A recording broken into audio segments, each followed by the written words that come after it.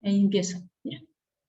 Buenas tardes, profesor. Mi nombre es Maribel Marisol Guaranco Olivares y voy a exponer el informe académico que he elaborado sobre el Instituto Geográfico Nacional. A continuación paso a describir el capítulo 1, que es la información sobre la empresa. El Instituto Geográfico Nacional, de conformidad con la ley número 27292, su reglamento aprobado con decreto supremo número 5 y el decreto supremo número 34 del año 2008, que aprueba la calificación de los organismos públicos, es un organismo público ejecutor del sector defensa, con personería jurídica, de derecho público interno, cosa de autonomía técnica, administrativa y económica, y constituye un pliego presupuestal del sector defensa. Tiene por finalidad fundamental elaborar y actualizar la cartografía básica oficial del Perú, proporcionando a las entidades públicas y privadas la cartografía que requieran para los fines del desarrollo y la defensa nacional. La visión del Instituto Geográfico Nacional es elaborar y actualizar la cartografía oficial del Perú. Para tal efecto, planea, dirige y ejecuta las actividades relacionadas con la geomática que las entidades públicas y privadas requieran para los fines de desarrollo y defensa nacional. Su misión, ser una entidad estratégica líder en la generación y administración de datos geoespaciales de calidad, confiables para la sociedad de usuarios. Sus valores son la integridad y el compromiso institucional y personal. Aquí debo mencionar que el Instituto Geográfico Nacional está conformado por personal militar y civil. Ambos nos llevamos por estos valores. La integridad, que es el cumplimiento de la misión, y el compromiso institucional y personal, que es llevar el nombre y ensalzar el nombre del IGN para que sea de manera absoluta lo que dice su norma, ser el ente rector de la cartografía, en comparación a otros institutos geográficos, tanto de Sudamérica como de otros países europeos. Los institutos geográficos que sobresalen aquí en la región son los de Colombia, los de Chile, los de Brasil, y se nota en las reuniones que tenemos, ellos cómo invierten en el desarrollo para poder obtener su cartografía. Y su cartografía no simplemente es una herramienta que crean, no, sino que es parte de las decisiones políticas que se toman. Antes de explotar una minera, se recurre a los institutos geográficos para que brinde la cartografía a fin de saber si en esa área que va a ser explotada existen comunidades, si existen naturaleza que se va a ver afectada. Y la información que recaben estos institutos geográficos son fundamentales para la toma de decisiones. ¿Qué productos y servicios brinda el Instituto Geográfico Nacional? Entre los productos que tenemos son el servicio de certificación de procesamiento de puntos geodésicos, el servicio de legalización de copia de memorias descriptivas, el servicio de data de la red geodésica nacional y la descripción monográfica de puntos GPS, tanto para los tipos A, B y C. El rubro del negocio es brindar acceso a información cartográfica básica y cuenta con el servicio de visualización de mapas, servicio de objetos, etc. En la página del instituto podemos encontrar que el Instituto Geográfico Nacional forma parte del Poder Ejecutivo del sector defensa, es un organismo público descentralizado, su recurso principal es el IDEP, que es la que reúne todos los servicios que están descritos a continuación. Está compuesto por el geoportal de datos fundamentales, los mapas culturales, la fisiografía, tenemos hidrografía, tenemos bosques, ríos. A medida que vamos visitando el Perú, vamos ampliando nuestra información cartográfica. La propuesta que ponemos a continuación del plan estratégico para la empresa es incrementar la información geoespacial fundamental en el Estado peruano. Este objetivo se sustenta en el artículo 3 de la ley 27292, que es la ley del Instituto Geográfico Nacional, que establece que el instituto tiene por finalidad fundamental elaborar y actualizar la cartografía básica oficial del Perú, proporcionando a las entidades públicas y privadas la cartografía que requieren para los fines de desarrollo y defensa nacional. Asimismo, el Plan Estratégico Sectorial Multianual modificado del sector defensa establece en su acción estratégica sectorial generar información geoespacial, aeroespacial y náutica en el Estado peruano. En ese sentido, este objetivo comprende la elaboración de la información geoespacial fundamental y la distribución de la misma a las entidades públicas y privadas para los fines de desarrollo y defensa nacional, la gestión del riesgo de desastre y otros vinculados al desarrollo sostenible. El objetivo específico está planteado en el corto, mediano y largo plazo. Este objetivo estratégico es incrementar la información geoespacial fundamental. El indicador va a ser el porcentaje de cartografía terrestre basado en la generación de información geoespacial. La justificación es que es una necesidad nacional culminar la elaboración de la cartografía básica oficial a diferentes escalas. Yo entré a trabajar en la institución en el año 98 y recién en el año 2000 pudimos culminar la cartografía 1 al millón. El instituto para ese momento tenía 90 años de su fundación, de su creación, y recién había logrado obtener una escala a nivel nacional. Limitaciones del indicador es la inexistencia de políticas públicas que prioricen la elaboración de la información geoespacial a diferentes escalas. Ahí tenemos el método del cálculo, los parámetros, la fuente y base, y esto está ahorita en ejecución. Empezamos el año 2019, hemos avanzado en esos porcentajes hasta el año 2022, aunque ahí me falta corregir el año 2020-2021, que fue la pandemia, y no pudimos avanzar mucho en esto, por lo que el avance se ha tenido que prorratear para los siguientes años. Las actividades específicas que se han generado son la información geoespacial fundamental a escala 1 al 25.000, a escala 1 al 50.000 y a la escala 1 al 100.000. Los indicadores son los mismos, los números de mapas topográficos que se generen en la escala. Luego la justificación, brindar esta información en las escalas que se requieren. Debemos saber que cuanto menor es la escala, más es la precisión del terreno. Si uno quiere hacer distintos tipos de servicios, como levantamientos topográficos, le va a medir una escala. Pero si quiere hacer, por ejemplo, poner las redes de tuberías en un barrio, tiene que tener la escala más baja, que tenemos ahorita, que es la 1 al 25.000. Y la 1 al 25.000 la tenemos en todo Lima, en todo el departamento de Lima. Ahora, pasamos al capítulo 2, que es la gestión de la Oficina de Recursos Humanos. Y hemos presentado un plan de recursos humanos. El propósito de administrar el capital humano, dice, es el mejoramiento de las contribuciones productivas del personal a la organización, en formas que sean responsables desde un punto de vista estratégico, ético y social. Es lo que manifiesta Porter y Davis. Asimismo, Chavenato, en su libro Administración de Recursos Humanos, nos recuerda que la administración de recursos humanos es un área extremadamente sensible a la mentalidad que impera en las organizaciones, razón por la cual es contingente y situacional. Según Valdés, en su libro acerca de las organizaciones actuales, la reevolución empresarial del siglo XXI, los negocios basados en el conocimiento, la creatividad y la inteligencia del personal son más rentables que los basados en los factores tradicionales de producción. La importancia de recursos humanos en la entidad radica en que, al tener conocimiento de los objetivos y metas establecidos, motivará la elaboración de los perfiles de personal que contribuirán al cumplimiento de estos. Principales procesos que ejecuta el área de recursos humanos, ¿no? He encontrado que hay 3 enfoques: un enfoque universalista, un enfoque contingente y un enfoque configuracional.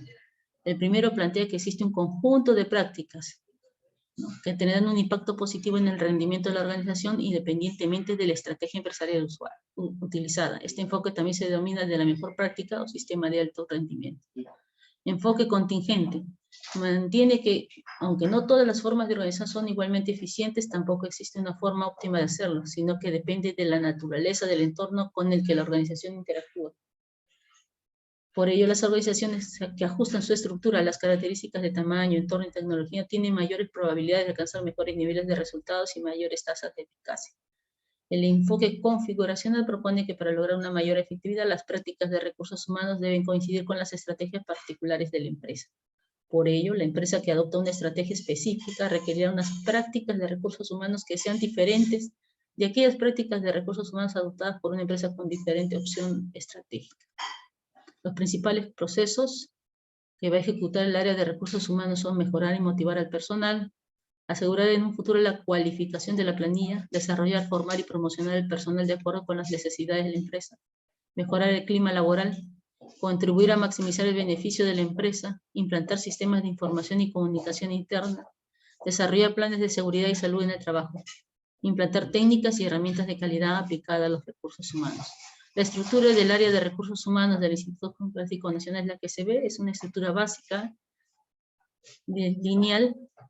A la cabeza está el jefe de recursos humanos, luego tiene el operador de recursos humanos militares, el operador de recursos humanos civiles y el operador de trámite documentario. Su estructura es muy básica, porque el Instituto Geográfico Nacional no es una entidad muy grande, ni muy difícil. Todo su organigrama es lineal. Acá vemos, de acuerdo al manual de organización y funciones, los perfiles que deben tener los trabajadores. Acá está el perfil del jefe de la oficina y del administrativo que se encarga pues, de la parte de la formulación de documentos y su archivo. Los principales indicadores de control de recursos humanos son la capacitación, el tiempo promedio de alcanzar objetivos, la rotación de personal, accidentabilidad laboral, ausentismo laboral, tiempo promedio de vacantes no cubiertas. En el Instituto Geográfico Nacional no ha habido muchos accidentes en los años, ¿no? Pero sin embargo, como son militares y tienen que cubrir su tasa de desarrollo físico, salen a correr y sí hemos tenido un fallecido debido a esto, que en un día muy caluroso salieron y llegaron al instituto después de correr no sé cuántas vueltas a Pentagonito y en medio del patio, con ese calor, porque ese día hacía demasiado calor, un técnico se desmayó, pero ya no sobrevivió, porque tuvo un ataque al corazón. Ahora, sobre el ausentismo laboral, en la parte del personal militar no hay mucho ausentismo, es muy raro que se enfermen. O si se enferman, inmediatamente son cubiertos por alguien más en su puesto. El puesto nunca queda solo, vacío. Siempre un militar vuelve a cubrir el puesto. Cuando los jefes se van, de acuerdo a la jerarquía militar, el siguiente asume, mediante una resolución, el puesto de jefe, ¿no? Pero en el personal civil, sí, los civiles que pertenecemos al régimen de servir, CAS, tenemos nuestras propias normas. Ahí sí podemos tener, no ha habido accidentes con los CAS. Sí hay a veces ausentismo, sobre todo en esta etapa de la pandemia, en la que muchos casos no iban a trabajar, todos hacían remoto. En el género máximo íbamos 10, 15 personas a trabajar estos 2 años. Acá tenemos un formato de perfil de puesto de acuerdo a los lineamientos de servir. Este es del jefe de la unidad personal, porque el instituto está tratando de mover a todo su personal militar a cubrir, de acuerdo a lo que dispone servir, los puestos, cumplir los objetivos de cada puesto. Los puestos en el IGN están todos perfilados, y este es el perfil del puesto del jefe, del asistente administrativo. Ahí está su misión, sus funciones y las coordinaciones principales que realiza. Aquí vemos cómo se hace el flucograma del proceso de descripción de puestos, ¿no? En el paso 1 tenemos que identificar el puesto, en el paso 2 revisar la información sobre el puesto, luego elaborar la propuesta de misión, funciones y coordinaciones principales del puesto, luego identificar las funciones esenciales. El siguiente paso es validar la misión del puesto y definir habilidades. A continuación, establecer los requisitos del puesto, luego consolidar la información del perfil del puesto y presentarlo para su validación. Estos son los pasos que establece Servir en sus distintas normativas. Métodos de levantamiento de información para obtener estos perfiles, he colocado 3. Uno que es la observación directa, ¿no? La ventaja que tiene es que es objetivo, ¿no? Verificas datos, es sencillo, es directo. El inconveniente es que te toma mucho tiempo y no se puede realizar a puestos de trabajo de ciclo no repetitivo. No podríamos hablar, por ejemplo, del puesto en el IGN, el puesto de la persona que está a cargo del despacho de las cartas. ¿Por qué? Porque no es una sola persona que hace eso, se turna. Un rato está el cajero, otro rato está la secretaria, a veces hasta el mismo jefe está despachando productos dependiendo de qué cantidad de clientes hay. ¿No? Podríamos perfilar el puesto, pero al ser tantas personas que hacen la misma función, por la necesidad, por la cantidad el perfil profesional todavía no lo podemos definir. Luego, el siguiente método es la entrevista, ¿no? La ventaja es que nos va a brindar más información, va a detectar comportamientos y la correlación que exista, fácil de comparar y aplicar. Pero ¿cuál es el inconveniente? Que es lenta, es costosa, hay que invertir mucho tiempo de horas hombre, porque hay que detenerlos, hay que llevarlos a una oficina, hay que hacerles las encuestas, las entrevistas, y aparte que ellos lo toman como que los van a despedir, ¿no? Que, ¿por qué me están preguntando tanto qué es lo que hago? Luego, como dicen, ¿no? Se confunde con una evaluación. Luego la entrevista mal dirigida implica malas reacciones de los trabajadores. Y ya una vez, cuando perfilamos los puestos en el instituto nos pasó eso, sobre todo con personal que tenía muchos años trabajando, que decían que por qué cambiamos las cosas y así siempre lo han hecho. Y es algo que se escucha siempre en el instituto, porque hay gente que tiene 30, 40 años trabajando ahí. Otro método es el de los cuestionarios. La ventaja, que cubres más personas en menos tiempo. No es costoso comparar los resultados, no se requiere personal cualificado para que haga este método. Es fiable y válido. Los inconvenientes es muy subjetivo. No se emplea un vocabulario específico, el trabajador puede exagerar o no completar bien la información. La gestión de las competencias, ¿no? Los principales objetivos de las compensaciones empresariales son adquisición de personal calificado, retener a los empleados actuales, garantizar la igualdad, alentar el desempeño adecuado, controlar los costos, cumplir con las disposiciones legales. Y para eso se vale de criterios, ¿no? Distintos criterios para determinar el sueldo, para aumentar el sueldo a un trabajador. Se vale también de programas de beneficios y programas de reconocimiento. En el instituto el programa de beneficios no existe. Antes, hasta hace 4 años atrás en el instituto, a nosotros nos daban un vale de consumo mensual. Luego nos daban bolsas de víveres todos los meses, pero luego dejaron de darlo. ¿Por qué? Porque la ley CAS dice que ningún personal CAS contratado puede percibir más allá de su sueldo o las gratificaciones que le corresponden. Entonces, todo lo demás no se da de acuerdo a las normas. Ahora, el personal militar, que tiene también sus propias normas, recibía lo mismo que nosotros. Ellos lo siguieron percibiendo un año más que nosotros, pero después también el ejército empezó a tener problemas. ¿Por qué? Porque al igual que nosotros, el servicio de servir, ellos no tenían una norma que les permitiera dar ese tipo de beneficios. ¿Por qué? Porque a ellos en su planilla de remuneraciones le incluyen el costo de su almuerzo. Entonces, ¿por qué le darías una bolsa de víveres a alguien que le pagas el almuerzo? No, esos son... En cuanto al programa de reconocimientos, el Instituto Geográfico Nacional hace un almuerzo mensual por los cumpleaños, agasaja en los días festivos más representativos a su personal. Hasta antes de la pandemia teníamos al menos una vez al año una visita o un paseo en grupo. Los criterios para determinar los sueldos en el Instituto Geográfico Nacional hay una tabla de salarios para el personal civil, porque los militares ya tienen un sueldo fijo de acuerdo a su grado.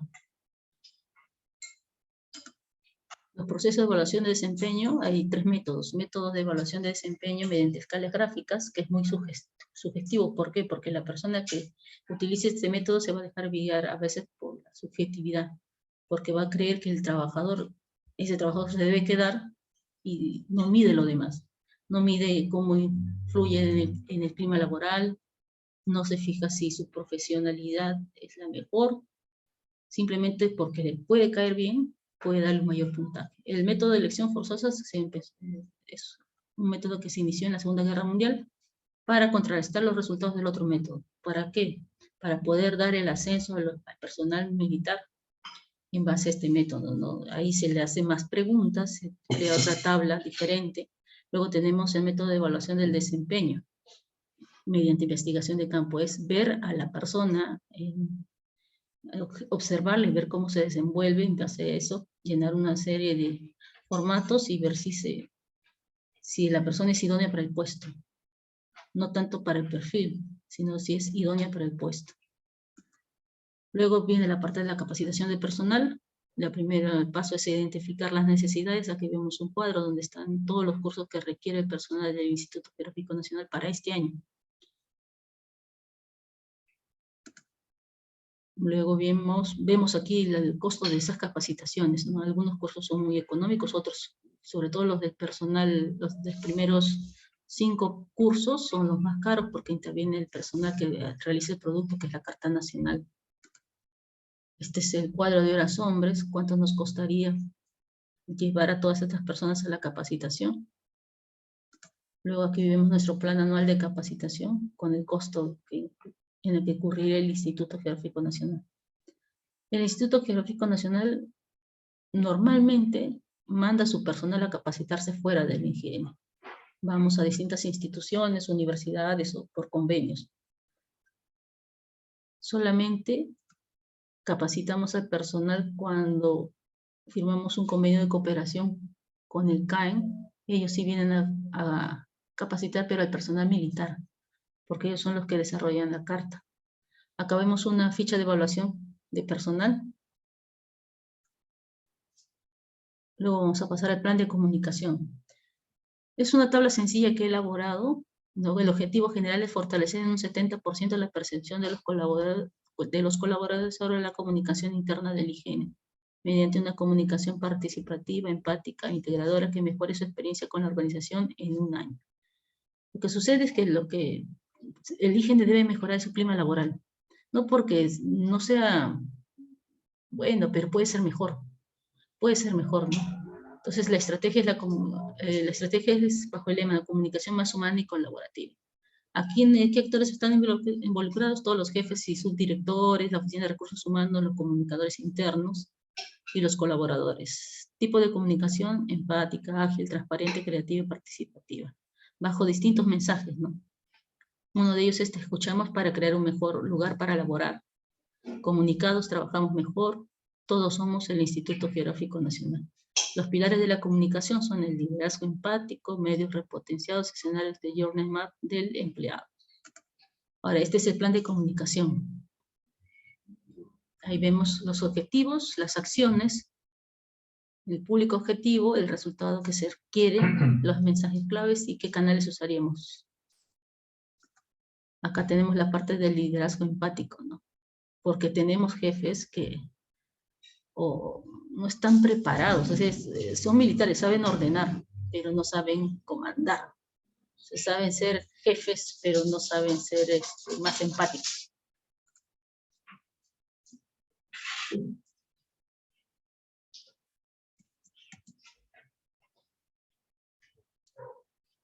Bueno, profesora, este es todo mi informe.